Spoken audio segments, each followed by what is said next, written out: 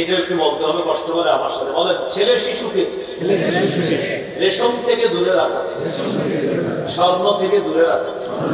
তাকে ছেলে শিশুকে রেশম থেকে দূরে রাখা, স্বর্ণ থেকে দূরে রাখা।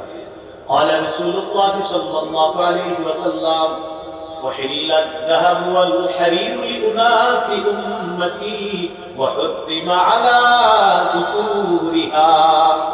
রাসূলুল্লাহ সাল্লাল্লাহু আলাইহি ওয়াসাল্লাম বলেন, আমার উম্মতের মেয়েদের জন্য রেশম হালাল, স্বর্ণ হালাল। আমার উম্মতের ছেলেদের জন্য রেশম হারাম, স্বর্ণ হারাম। আমার উম্মতের ছেলেদের জন্য রেশম হারাম, স্বর্ণ হারাম। তাহলে শৈশব থেকে ওরে এগুলা থেকে দূরে রাখা।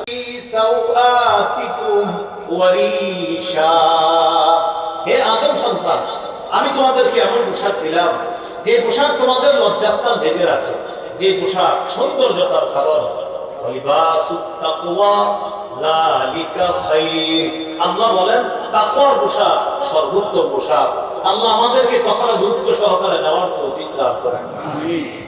11 নাম্বার, সাদা পোশাকে অভ্যস্ত করা। সাদা পোশাক সর্বোত্তম পোশাক। অন্য কালার পরা যাবে, বাকি সাদা কালার সর্বোত্তম কালার। আবু দাউদের হাদিস 4061 নম্বর হাদিস। এই হাদিসের মধ্যে আছে قال رسول الله صلى الله عليه وسلم البسوا من ثيابكم البياض فإنها خير ثيابكم। রাসূলুল্লাহ সাল্লাল্লাহু আলাইহি ওয়াসাল্লাম বলেন, তোমরা তোমাদের পোশাকের মধ্য থেকে সাদা পোশাক পরো। কেন? সাদা পোশাক সর্বোত্তম পোশাক। ওয়াকাফিনু ফিহা মাউতাকুম, তোমাদের মধ্যে যারা মারা যায় তাদেরকে সাদা পোশাকে কাফন দিবা। কি শিখলাম? জীবিতরা সাদা পোশাক পরবা, মৃতদেরকেও সাদা পোশাক পরাবা। এখান থেকে একটা শিক্ষা আছে। আমরা যারা জীবিত আছি সাদা পোশাকের দিকে মাঝে মাঝে তাকাইবেন আর চিন্তা করবেন, আমি যদি একটু পরে মারা যাই, ঠিক কিছুক্ষণ পরে আমার স্বজনরা আমারে এই সাদা পোশাকেই কবরে রেখে আসবে। এটা যেন আপনাকে মৃত্যুর কথা স্মরণ করায়। এগুলো 11 নাম্বার।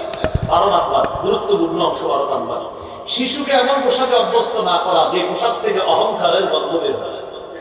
আপনার সন্তান খুব দামি একটা পোশাক পরছে, সে গিয়ে এমন শিশুদের সাথে মিশছে যে শিশুরা আপনার কম দামি জামা পরা। এখন ওগি ওদের সাথে বলতেছে, এগুলা কি পড়ছো তোমরা? দেখছো আমার বাবা কি কিনে দিছে। আপনার সন্তান যেন এটা কখনো না বলে, খুব সতর্ক থাকবে। আপনার সন্তান যাদের সাথে মিশতেছে ওদের ব্যাপারটা একটু মাথায় রেখে আপনার সন্তানটাকে চালানোর চেষ্টা করবেন। ও যেন কখনোই অহংকারী না হয়, অহংকারের পোশাক যেন ওর শরীরে না আছে। দেখেন আপনার সামর্থ্য আছে, অনেক টাকার জামা পরানোর সামর্থ্য আছে, এটা আমি স্বীকার করছি। কিন্তু আমি বলছি পোশাক যেন ওকে অহংকারী না বানায়, এটা হলো উদ্দেশ্য। 12 নাম্বার গেল। হাদিসের মধ্যে রাসূলুল্লাহ সাল্লাল্লাহু আলাইহি ওয়াসাল্লাম বলেন, কুলু ওয়াশরাবু ওয়া তাসাদ্দাকু ওয়ালবাসু মা লাম ইখালিতু ইসরাফুন আও বাখিলা। তোমরা খাও, তোমরা পান করো, তোমরা দান করো, তোমরা পোশাক পরিধান করো, যতক্ষণ অপচয়ের কারণ না হয়, যতক্ষণ অহংকারের কারণ না হয়। উম্মত পানাহার করো, পানাহার যেন তোমাকে অপচয়কারী না বানায়, অহংকারী না বানায়। উম্মত তুমি দান করো, দান যেন তোমাকে অহংকারী না বানায়। উম্মত তুমি পোশাক পরিধান করো, শোনো পোশাক যেন তোমাদেরকে অহংকারী না বানায়, অপচয়কারী না বানায়। আমাদের নবীর উপদেশটা গুরুত্ব সহকারে নিয়ে বাস্তব জীবনে আমলে আনার তৌফিক দান করুন। কত গেল? 12। সংখ্যাগুলো একটু গণনা রেখেন, মাঝে যদি আমি উলট পালট করে ফেলি নিয়ে আসবেন। কত গেল? 12।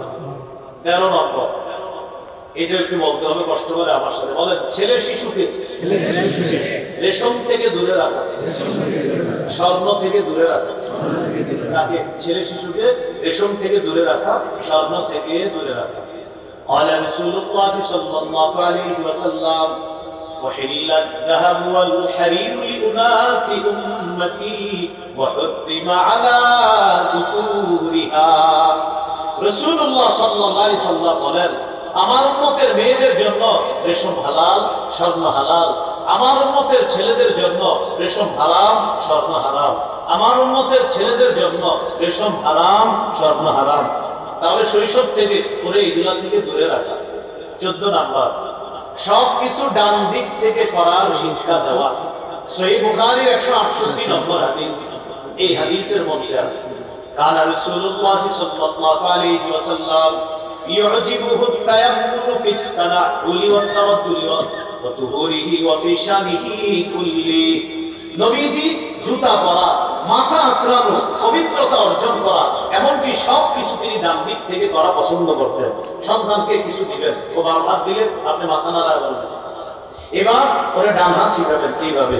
এরপরে দিতে দিতে একদিন ও আপনারে বাম হাত দিয়ে ও নিজেই মাথা নাড়াবে, এমন করবে, ডান হাত দিবেই করবে। শুকরিয়া আদায় করবে যে আমার সন্তানের মস্তিষ্কে আল্লাহ ডান আর বামের গুরুত্বটা আল্লাহ, পার্থক্যটা আল্লাহ ওর মস্তিষ্কে বসায় দিয়েছে। এইভাবে ওরা ডানের গুরুত্ব শিক্ষা দেওয়া। কত গেল? 14। 15 নাম্বার আল্লাহু আকবার বলেন। আল্লাহু আকবার। কেন আল্লাহু আকবার বললাম? আমাদের নবী আমাদেরকে জুতা পরাও শিখিয়ে দিয়েছে। সুবহানাল্লাহ। 15 নাম্বার শিশুকে জুতা পরানো শিখানো। قال رسول الله صلى الله عليه وسلم لا تمشي في نعل واحد। রাসূলুল্লাহ সাল্লাল্লাহু আলাইহি সাল্লাম বলেন, এক পায়ে জুতা পরিধান করবা না। বুখারীর বর্ণনা লিবিলহুমা জামিআ আও লিহফিহিমা জামিআ, হয়তো দুই পায়ে জুতা রাখবা, না হয় দুই পা খোলা রাখবা। শিশুকে যদি এক পায়ে জুতা পরান আর এক পা খালি রাখেন, বারবার উপরে যাবে, অ্যাক্সিডেন্টের সম্ভাবনা আছে। নবী বলেন হয়তো দুই পা খোলা রাখবা, না হয় দুই পায়ে জুতা পরিধান করবা, এক পায়ে জুতা পরিধান করবা। এইগুলো 15। 16 নাম্বার শিশুকে তাওহীদ শিক্ষা দেওয়া। কি শিক্ষা দেওয়া? তাওহীদ। আমাদের দেশে এখন শিরিকের রমরমা ব্যবসা। কিসের? শিরিকের। সামান্য কিছু মানুষ শিরিকের অনুসারী আমাদের দেশে, সামান্য কিছু মানুষ প্রকৃত শিরিকের অনুসারী, কিন্তু 90 ভাগের বেশি মুসলমান জনসংখ্যার মধ্য থেকেও শিরিকের অনুসারীদের সাথে এমন ভাবে মিশে যায়, মিশে গিয়ে এমন ভাবে তাদের সাথে একত্রতা পোষণ করে যে কে মুসলমান আর কে মুসলিম এটা পার্থক্য করা কষ্টকর হয়ে যায়। মুসলমান গর্তে গিয়ে যদি ঈমান ঠিক রাখতে হয় সেখানে চলে যান, গর্তের মধ্যে ঢুকে ঈমান ঠিক রাখেন, তাও ঈমানটা বিসর্জন দিয়েন না। মনে রাখবেন, বলেন আমার সাথে সবাই, উদার হওয়া ভালো, তবে উদারতার নামে আদর্শ বিসর্জন দেওয়া ভয়ঙ্কর খারাপ। উদারতার নামে আদর্শ বিসর্জন দেওয়া এটা ভয়ঙ্কর খারাপ। আদর্শ বিসর্জন দেওয়া যাবে না। আদর্শের উপর অটল থেকে চেষ্টা করে যাওয়া। 100 বছর যদি লাগে ইসলাম প্রতিষ্ঠিত হওয়ার জন্য 100 বছরই চেষ্টা চালাবেন, কিন্তু আদর্শ বিসর্জন দেওয়া যাবে না। আপনার সন্তানকে ওসিয়ত করে যাবেন, আমি ইসলাম কায়েমের চেষ্টা করেছি, পারি নাই, তুমি চেষ্টা করবা, তুমি তোমার সন্তানকে ওসিয়ত করবা, তুমি তোমার সন্তানকে ওসিয়ত করবা। এইভাবে যতদিন লাগুক আদর্শ বিসর্জন দেওয়া যাবে না। কেন? মুসলমানদের দুনিয়াতে হারানোর কিছু নাই, মুসলমান চেষ্টা করবে। দুনিয়াতে আল্লাহ দিলে আলহামদুলিল্লাহ, নাও যদি দেয় সবর করা, কারণ আখিরাতে নিশ্চিত এটার প্রতিদান আল্লাহ দান করবে। সুবহানাল্লাহ।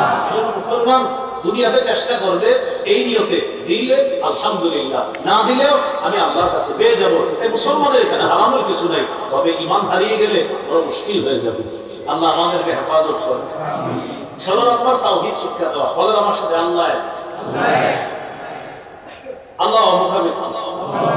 তিনি সন্তান জন্ম দেন না, জন্ম নেন না, তার সমকক্ষ কেউ নেই আল্লাহ ছাড়া। যাদের উপাসনা করা হয় তারা খেজুরের বিচির উপরের চামড়াটা, এই চামড়ারও মালিক না, ক্ষমতা রাখে না। আবার বলেন আল্লাহ ছাড়া যাদের উপাসনা করা হয় তারা খেজুরের বিচির উপরের চামড়ারও মালিক না। দলিল 22 পারা 15 নম্বর পৃষ্ঠা, সূরা ফাতির 13-14 নম্বর আয়াত।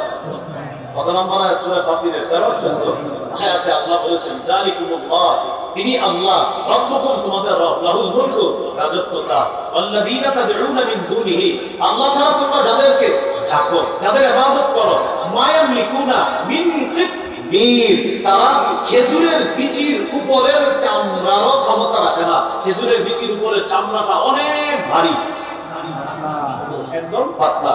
এই তিতমির কোরআনের সূরা ফাতিরের 13-14 নম্বর আয়াত, 22 পারা 15 নম্বর পৃষ্ঠায় যে আসছে, মা ইয়ামলিকুনা মিন কিতমির, তিতলির অর্থ হলো খেজুরের বিচির উপরের যে পাতলা চামড়া, এই চামড়ারও মালিকরা আল্লাহ ছাড়া মানুষ যাদের উপাসনা করে। তো যারা এতটুকুরও ক্ষমতা রাখে না, তাদের প্রশংসা করার কি আছে? আপনারা ভয় পাচ্ছেন, কি আছে? এই যে ভয় পাইতেছেন না, এটাও কোরআনে আছে। এই যে আপনারা চুপচাপ বলছেন না, এটাও কোরআনে আছে।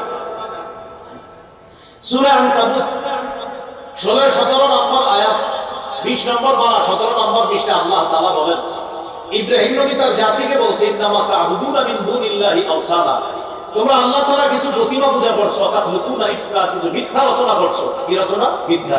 প্রতিমা পূজা করে আর মিথ্যা রচনা করে, বলে যে এই প্রতিমার এই উপকার, ওই প্রতিমার এই উপকার। যারা তাদের উপাসনা করে এটা তাদের ধর্মীয় ব্যাপার, কিন্তু কোনো মুসলমানও যদি গিয়ে বলে এই প্রতিমা এই উপকার করে, ওই উপকার করে, আল্লাহ কি বললেন কোরআনে, তাখলুকুনা ইফকা, একটা আল্লাহ ছাড়া অন্যান্য দেবদেবীর পূজা করো, প্রতিমার পূজা করো, আবার কিছু মিথ্যা রচনাও করো। তো যারা মিথ্যা রচনা করে এটা তাদের ধর্মীয় ব্যাপার, কিন্তু কোনো মুসলমানই মিথ্যা সাহেবে কি করে? একটু আগে আপনারাও চুপচাপ সাহেব চুপচাপ বসে রয়েছেন। কারণ কেন জানেন? আমি একটু আগে বললাম 90 ভাগের বেশি মুসলমান, এটা হলো আমাদের দেশের সবচেয়ে বড় চাপাবাদী হবে। কারণ কিচ্ছু বলতে পারবে, সবাই চুপচাপ থাকে, ইন্নালিল্লাহ, না জানি কি হয়ে যায়, এরকম টেনশন। আল্লাহ আমাদেরকে হেফাজত করুন, আমিন। আপনার কবর আমি যাব না, আমার কবর আপনি যাবেন না, কিন্তু আপনাকে আমি আবদার করে যাচ্ছি, আল্লাহর রাস্তায় ঈমানটা ঠিক রেখে দরজা বন্ধ করে ঘরে ভিজে থাকবেন। যদি বলেন হুজুর ঘরেও ঈমান ধারণ করতে একদল মানুষ এসে আমার জ্বালায়, ঘরের ভিতরে আন্ডারগ্রাউন্ড বানানো, ওখানে লুকে থাকেন, ঈমান দিয়ে দিয়েন না, ঈমান দিয়ে দিয়েন না, সত্যি করে বলছি, ঈমান দিয়ে দিয়েন না, বিপদে পড়ে যাবে। আল্লাহ হেফাজত করুন, আমিন। 16 নম্বর, সন্তানকে তাওহীদ শিক্ষা দেওয়া। তিরমিজির হাদিস 2516 নম্বর হাদিস। এই হাদিসের মধ্যে আসছে রাসূলুল্লাহ সাল্লাল্লাহু আলাইহি সাল্লাম আব্দুল্লাহ ইবনে আব্বাস রাদিয়াল্লাহু তাআলা আনহুমাকে বললেন, ইহফাজিল্লাহ ইয়াহফাজকা, আব্দুল্লাহ আল্লাহর বিধিবিধানগুলো রক্ষা করবা, আল্লাহ তোমারে রক্ষা করবে। ইহফাজিল্লাহ তাজিদহু তুজাহাকা, তুমি সদা সর্বদা আল্লাহকে স্মরণে রাখবা, বিপদে আপদে আল্লাহকে কাছে পেয়ে ইদা সালতা ফাসআলিল্লাহ, আব্দুল্লাহ যখন তুমি চাইবা আল্লাহর কাছে চাইবা, ওয়া ইদা ইসতাআনতা ফাসতাইন বিল্লাহ, আর যখন সাহায্য প্রার্থনা করবা আল্লাহর কাছে সাহায্য প্রার্থনা করবা। এইভাবে সন্তানকে তাওহীদ শিক্ষা দেওয়া। 17 নম্বর, ঈমানি তরবিয়ত শিক্ষা দেওয়া। ঈমানি তরবিয়তের মধ্যে শ্রেষ্ঠ তরবিয়ত নামাজের তরবিয়ত শিক্ষা দেওয়া। 7 বছর বয়সে সন্তানকে নামাজের আদেশ করা, 10 বছর বয়সে প্রয়োজনে তাকে মৃদু আঘাত করা।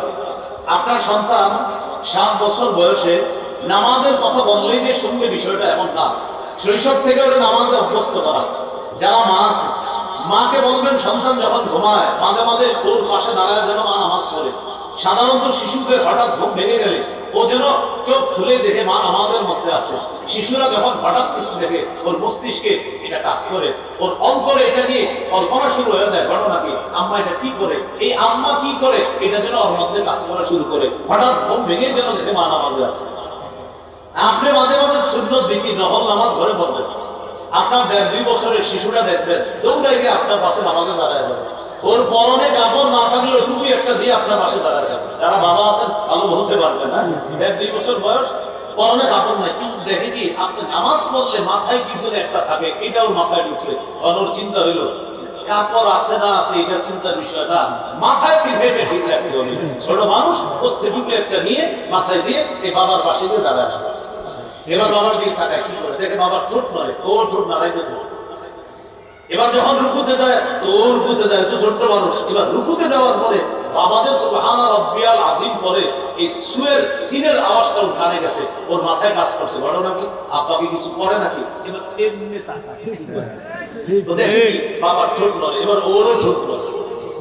এবার আপনি সালাম ফিরানোর পর যখন আঙ্গুলের পরগুলা গুনতে থাকবেন, সুবহানাল্লাহ ইস্তেগফার করতেছেন, 3 তাসবিহ পালন করতেছেন, আপনি এগুলা করতেছেন, ও আপনার দিকে আর আঙ্গুলের পরের দিকে তাকায়, ও ঠোঁট মারে আর আঙ্গুলের পর বন্ধ থাকে। এইভাবে রবের শুকরিয়া আদায় করেন যে রব আপনার সন্তানের মস্তিষ্কে অসাধারণ একটা বিষয় আমরা বসিয়ে দিয়েছি। সুবহানাল্লাহ। এইভাবে ওই সন্তানকে বড় করা। তখন যখন ওর বয়স 7 হবে তখন আপনি ওরে আদেশও করা লাগবে না, কারণ ও মাথায় এটা ঢুকে গেছে যে আমি এমন এক পরিবারের সন্তান যে পরিবারে নামাজ পড়া এটা একটা সহজ বিষয়, কমন বিষয়। এই পরিবারে নামাজ পড়াটাই এটা একটা সহজ বিষয়, এটা যেন ওর মাথায় কাজ করে। রাসূলুল্লাহ সাল্লাল্লাহু আলাইহি সাল্লাম বলেন, মুরু আওলাদাকুম বিস-সালাহ ওয়া হুম আবনাউ 7 সিনিনা ওয়াদরিবুহুম আলাইহা ওয়া হুম আবনাউ 10 সিনিনা। তোমাদের সন্তানের বয়স যখন 7 হয় তখন তাকে নামাজের আদেশ করো, যখন বয়স 10 হয় প্রয়োজনে তাকে মৃদু আঘাত করো। কত নম্বর হলো? 17। আপনি পাশে পড়ছেন, আমি একটু পরে কিন্তু জিজ্ঞাসা করতে আপনার একটু বলবো, আপনি বলতে